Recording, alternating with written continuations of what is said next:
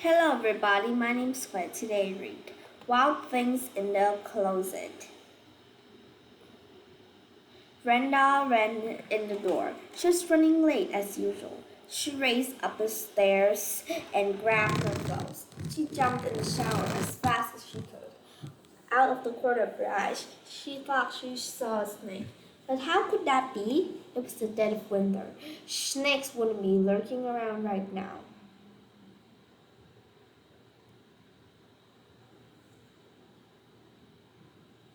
Brenda whipped her wet hair with a towel. She wanted to get it as dry as she could before she had to go. Brenda's mom called her from downstairs. It was time to go.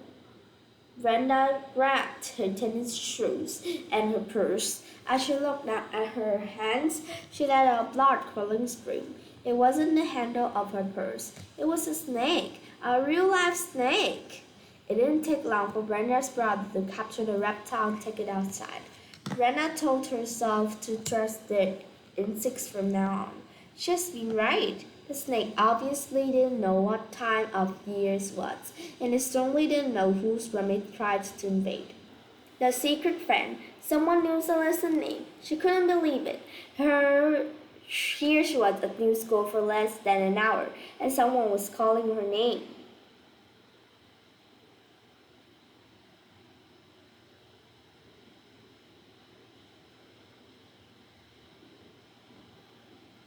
She wanted to see who was calling her. It was hard not to be a new kid, but to have a stalker too.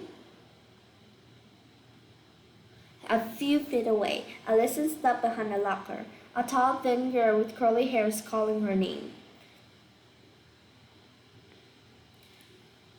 She had to think about this. After class, Alyssa stepped into the hallway again. She couldn't believe it when she heard the name again. She slipped into another classroom and watched the girl walk by. Who was she? Alyssa had some detective work to do. At lunch, Alyssa was eating alone. She was thinking about her friends back home and began feeling lonely. The tall, thin girl walked up to her table. Hi, I'm Angie. I'm your secret pal. I've been trying to catch up with you all day. I want to make sure you had at least one friend today. Alison couldn't believe it. She's been dodging her new best friend all morning. Wow, thanks, said Alison. Why don't you call me Allie like my friends do? Suddenly, Allie didn't feel so lonely anymore. Instead, a sheepish smile crossed her face and thought how silly has SOS. Jake jumped into the ocean for one last swim in the season. It's been a wonderful summer. He had no regrets. His surfing skills had dramatically improved. The feel of the ocean water in his skin was heavenly. Jake kicked his flippers and pushed deeper into the water. Just then, Jake felt a stinging sensation going down his leg. He glanced down, but the water was too murky to see much. Jake froze in the water. He didn't know what to do. If he moved, he might get hurt even worse. Was it a shark? A biting fish? Fear settled into Jake's body as he remained as motionless as he could. What was he going to do? The pain was getting worse, so Jake decided to move.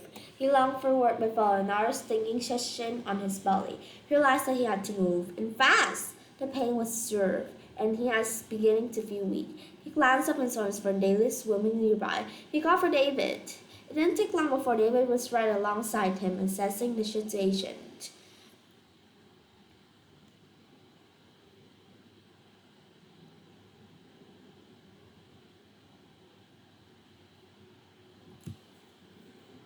Dad corralled Jake and helped him to shore. The parents all gathered around to offer first aid and help. Jake would be okay. He was being stung by a stingray. In a commotion, he saw David through the crowd and smiled at him. Jake just had seen a true friend in action, and he knew it. Puppy love. It wasn't the prettiest dog around, but it was a puppy. No matter the breed, a puppy is always cute. Gertrude has wanted a dog for as long as she could remember, but her parents has always said no. This time was different. The puppy's been hanging around their house for 2 days. It whimpered and seemed hungry. On the second night, Gretchen fed to some of her hot dog. It hadn't left her side since. The next morning, Gretchen's parents called the pound and reported the missing puppy. They were told that if no one claimed the puppy in 72 hours, the puppy could be theirs. They didn't seem too worried. They knew the owner would show up. 2 days went by without a call. On the third day, it happened. Everyone froze. Gretchen's father answered the phone. It wasn't the pound. 3 minutes later, the phone rang again. Gretchen gasped for air. It was someone selling soaps. Late in the evening, the phone rang again. This time it was the pound. The owner showed up at Gretchen's house the next morning. Gretchen hadn't slept all that night. She couldn't believe it was over, but the owner asked if the family would be interested in adopting the puppy. Gretchen couldn't believe for years. It was the last pup in the litter. They'd been trying to find an owner. The smile on her parents' faces made Gretchen realize that she was proud owner of little